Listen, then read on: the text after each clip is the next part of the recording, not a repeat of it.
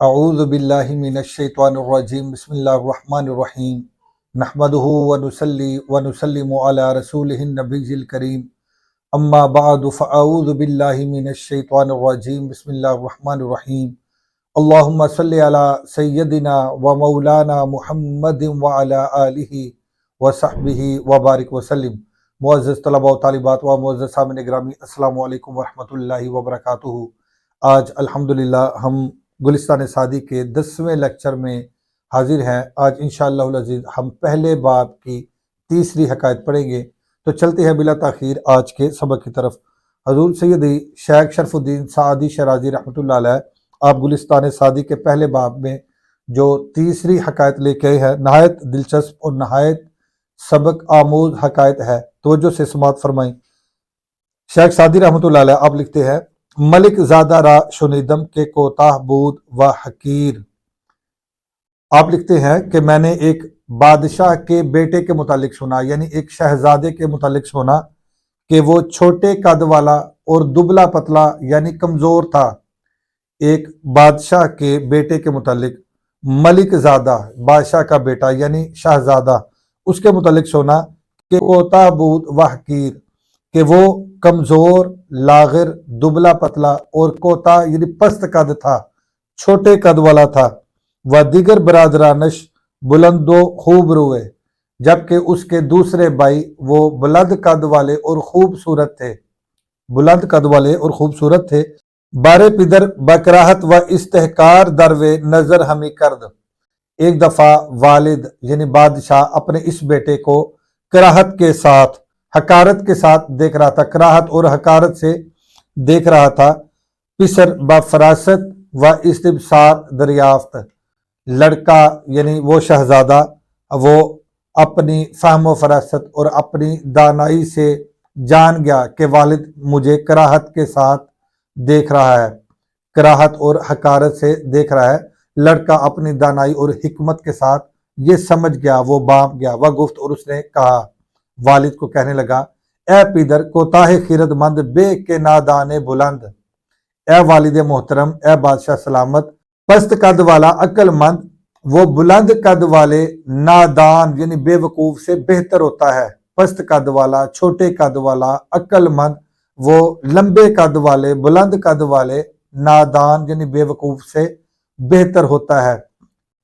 نہ ہرچے بقامت کہتر بقیمت بہتر، کیا ایسا نہیں کہ جو چیز جسامت میں چھوٹی ہوتی ہے وہ قیمت میں بہت زیادہ ہوتی ہے، جسامت میں چھوٹی ہوتی ہے وہ چیز قیمت میں بہت زیادہ ہوتی ہے، قیمت میں بہتر ہوتی ہے۔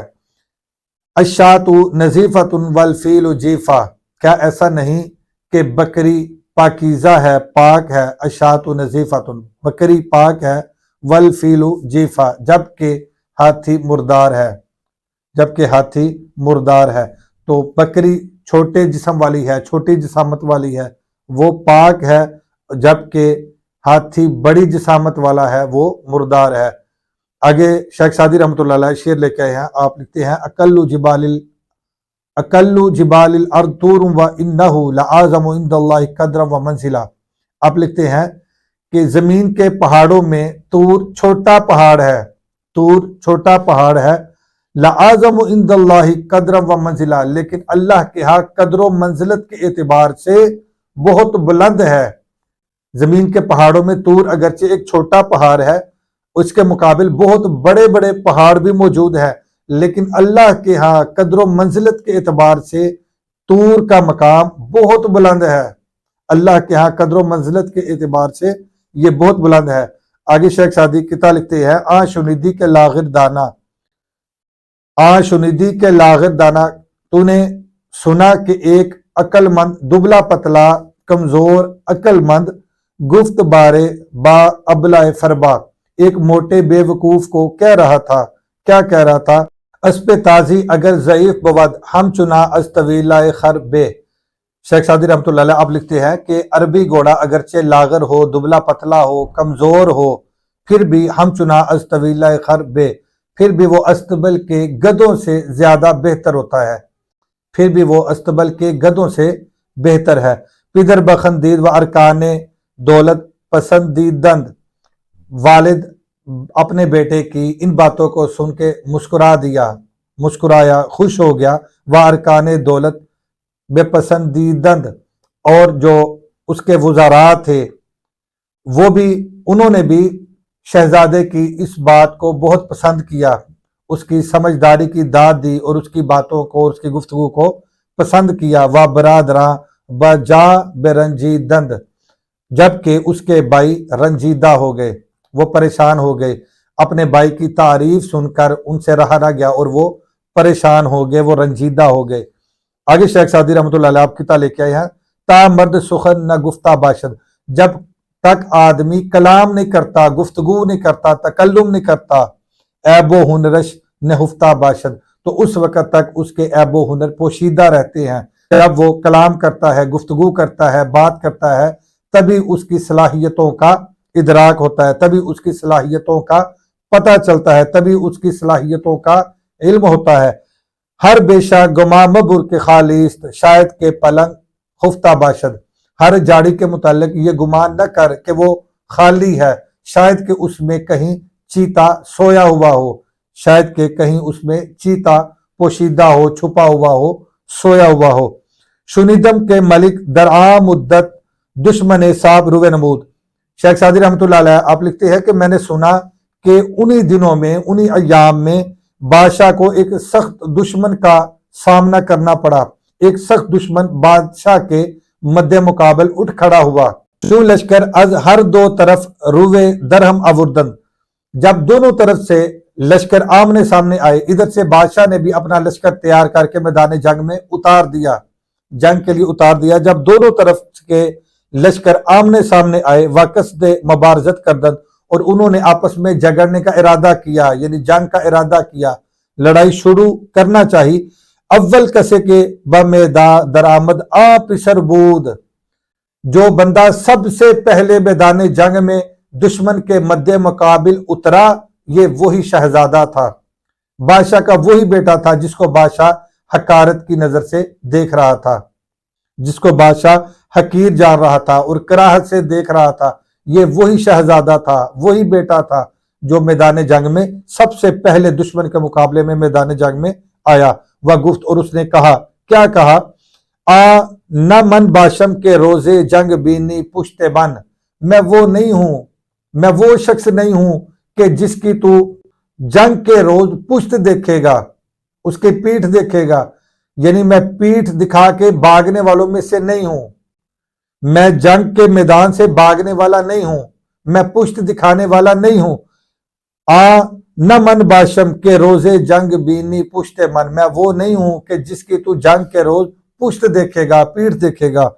आ मनम का अंदर मियाने खाको खूब बीनी सरे, जबकि मैं तो वो हूं कि जिसका तो मिट्टी और खून में सर देखेगा। मुराद ये कि मैं यहां अपना सर तो कटवा दूंगा, लेकिन मैदान जंग से भागूंगा नहीं, मैं पुश्त नहीं दिखाऊंगा, मैं पीठ दिखा के भागूंगा नहीं, जबकि मैं मर्दाना वार दुश्मन का मुकाबला करूंगा। कहा के जंग आरत बखूने खेश बाजी में कुनद, रोजे मैदा वहां के बगुरेजत बखूने लश्करे। क्योंकि जंग के रोज, क्योंकि मैदान जंग में उतरना ये अपने खून से खेलना है, मैदान जंग में जंग के लिए उतरना ये अपने खून से खेलना है। खूने खेश बाजी में कुनादी, अपने खून से खेलना है। रोजे मैदा यानी जंग के रोज, वहां के बगुरेजद बखूने लश्करे, जो जंग के रोज मैदान जंग से भागता है, गुरेज करता है, पुश दिखाता है, पीठ दिखाता है, भाग जाता है, मैदान जंग को छोड़ के चला जाता है, बखूने लश्करे, गोया वो अपने ही लश्कर का खून करता है, गोया कि वो अपने ही लश्कर का खून करता है। ई बगुफ्त व बर सिपाहे दुश्मन जतने चंद मर्दाने कारीरा बकुश्त, उसने ये कहा तो फिर उसके बाद दुश्मनों पर झपट पड़ा, हमला अवर हो गया। मर्दाने कारी रा बकुश्त, चंद जर्री जवान बहादुरों को, अपने दुश्मनों को कत्ल कर दिया।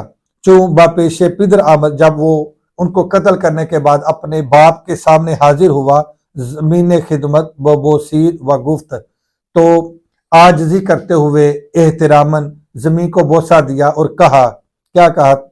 اے کہ آگے شیخ سعدی قطع لے کے آئے ہیں، اے کہ شخص منت حقیر نمود، اے شخص تو نے مجھے حقیر جانا، اے وہ شخص کہ جس نے مجھے حقیر جانا، تا درستی ہنر نہ پنداری، تو کہیں موٹاپے کو ہنر مندی نہ گمان کر لینا کہ جو موٹا ہو وہ زوراور ہوتا ہے، وہ جنگجو ہوتا ہے، وہ بڑا پہلوان ہوتا ہے، وہ بڑا طاقتور ہوتا ہے، وہ بڑا ہنرمند ہوتا ہے۔ کہیں تو ایسا گمان نہ کر لینا کہ جو جسامت میں بڑا ہوتا ہے، جو موٹا ہوتا ہے، وہ جنگجو بھی بڑا ہوتا ہے، وہ پہلوان بھی بڑا ہوتا ہے، ایسا گمان نہ کرنا۔ اسپ لاغر میاں بکار آید، لاغر دبلا پتلا گوڑا ہی کام آتا ہے روزے میں دا، جنگ کے روز، روزے میں دا جنگ کے روز، دبلا پتلا گوڑا ہی کام آتا ہے، نہ گاؤ پرواری، نہ کہ موٹی تازی پالی ہوئی گائے، پالی ہوئی گائے یہ جنگ کے روز کام نہیں آتی، بلکہ جنگ کے روز دبلا پتلا گوڑا ہی کام آتا ہے۔ اوردہ ان کے سپاہ دشمن بسیار بود، کہا جاتا ہے، بیان کیا جاتا ہے کہ دشمن کا لشکر بہت زیادہ تھا، دشمن کا لشکر بہت زیادہ تھا، وَإِنَا اندک، اور یہ تھوڑے تھے، کم لوگ تھے، ان کا لشکر تھوڑا تھا، کم تھا، جماعت آہنگ گریز کردن، اور اس جماعت نے، اس لشکر نے بھاگنے کا ارادہ کیا، آہنگ گریز کردن، انہوں نے بھاگنے کا ارادہ کیا کہ چونکہ مد مقابل دشمنوں کا لشکر بہت زیادہ ہے تو ہمارا بچنا ناممکن ہے، تو انہوں نے میدان جنگ سے بھاگنے کا ارادہ کیا۔ پسر نعرہ بزد، اسی شہزادے نے نعرہ بلند کیا، وہ گفت، اور کہا، کیا کہا؟ اے بردا بکوشید، اے جوانوں تمہیں کیا ہو گیا؟ کوشش کرو، جوان بنو، ہمت پیدا کرو، ہمت پیدا کرو، لڑو دشمن کے مقابلے میں۔ تا جامہ زنا نو پوشید، عورتوں کا جامہ نہ پہنو، مراد یہ کہ نہ مردی اور بزدلی نہ دکھاؤ، بلکہ دشمن کے مد مقابل لڑو، خوب مردانہ وار مقابلہ کرو۔ سوارا را بکفتن او تحیر زیادہ گشت، اس شہزادے کے ان کلمات سے جوانوں میں، سپاہیوں میں، ان مجاہدین میں جذبہ زیادہ بیدار ہو گیا۔ اس کی اس گفتگو سننے کے بعد ان میں طاقت، جوش، ولولہ، جذبہ زیادہ ہو گیا۔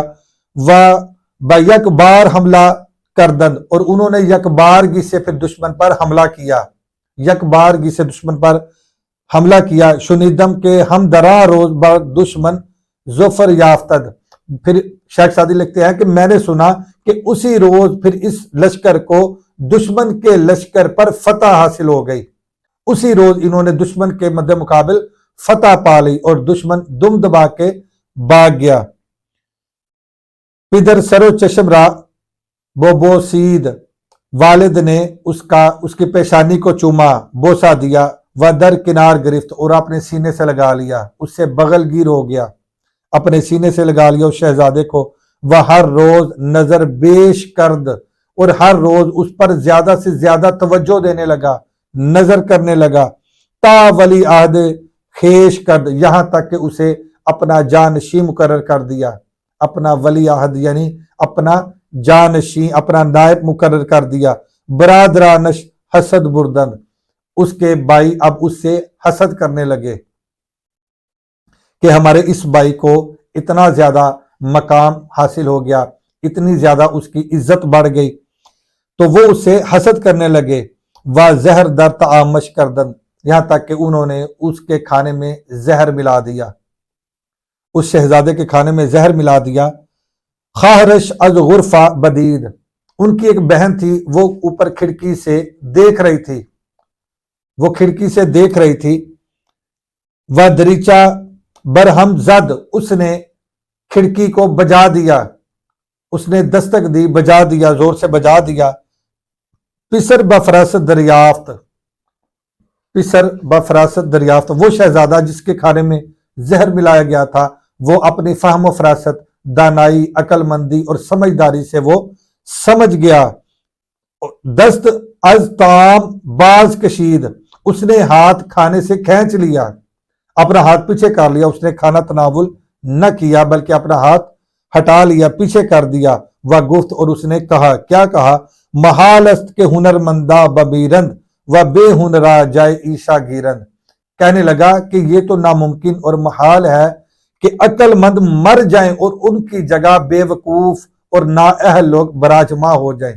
یہ محال ہے، یہ ناممکن ہے کہ عقل مند اور ہنر مند مر جائیں اور ان کی جگہ بے ہنر اور بے وقوف لوگ آ کے بیٹھ جائیں، ان کی مسند پر بے وقوف آ کے براجمع ہوں اور ان کی مسند پر بے وقوف آ کے بیٹھ جائیں۔ ایسا کرنا ایسا ناممکن اور محال ہے۔ آگے شیخ سعدی رحمۃ اللہ علیہ اب یہ شعر لکھتے ہیں، کس نہایت بازیر سایہ بوم، کوئی بھی الو کے سائے میں آنا پسند نہیں کرتا، کوئی بھی الو کے سائے میں نہیں آتا۔ الو کے سائے میں آنے کا مطلب بدقسمتی ہے، یعنی جو اس کو یعنی ایک بدقسمتی کا ایک سمبل ہے الو کے سائے میں آنا۔ تو شیخ سعدی رحمۃ اللہ علیہ اب لکھتے ہیں، کس نہایت بازیر سایہ بوم، کوئی بھی الو کے سائے میں نہیں آتا۔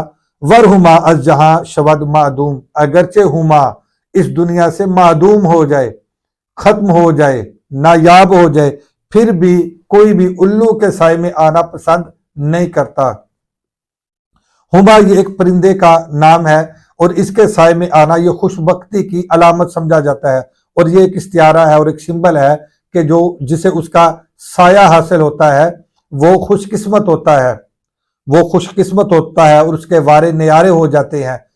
تو شیخ سعدی رحمۃ اللہ علیہ اب لکھتے ہیں کہ اگر کسی کو ہما کا سایہ نصیب نہ ہو اور وہ اس دنیا سے معدوم ہو جائے، ختم ہو جائے، نایاب ہو جائے، پھر بھی کم از کم کوئی الو کے سائے میں آنے کو پسند نہیں کرے گا، پھر بھی کوئی الو کے سائے میں آنے کو پسند نہیں کرے گا۔ آگے شیخ سعدی رحمۃ اللہ علیہ اب لکھتے ہیں، پدر را ازی حال آگہی دادند، یعنی والد کو اس تمام معاملے سے آگاہ کیا گیا کہ آپ کے دوسرے لڑکوں نے آپ کے اس شہزادے کے کھانے میں زہر ملایا ہے، زہر دینا چاہا ہے اور اس کو قتل کرنے کا ارادہ کیا ہے۔ برادرانش را بخانت و گوش مال بواجب داد، بادشاہ نے اپنے دوسرے بیٹوں کو بلایا اور ان کو مناسب سزا دی، ان کو مناسب سزا دی، گوش مال بواجب داد، جو بھی مناسب ان کے لیے سزا بنتی تھی بادشاہ نے ان کو سزا دی۔ پس ہر یکے را از اطراف بلاد حصہ مرضی معین کرد، یہاں تک کہ بادشاہ نے اپنی سلطنت کے اطراف میں مختلف علاقوں پر ان کو تعینات کر دیا، مختلف علاقوں کا ان کو نگران مقرر کر دیا۔ تا فتنہ فرون نشست، تاکہ فتنے کا خاتمہ ہو جائے، تاکہ فتنے کا سد باب ہو، تاکہ فتنہ ختم ہو، و نزاع برخاست اور جھگڑا ختم ہو جائے۔ آگے شیخ سعدی رحمۃ اللہ علیہ آپ لکھتے ہیں کہ دا درویش در گلی میں بخسپن و دو بادشاہ در اقلی میں نہ گنجد۔ شیخ سعدی رحمۃ اللہ علیہ آپ لکھتے ہیں کہ 10 درویش ایک کمبل میں تو سما سکتے ہیں، سو سکتے ہیں، جبکہ 2 بادشاہ ایک سلطنت میں نہیں سما سکتے، 2 بادشاہ ایک سلطنت میں نہیں رہ سکتے۔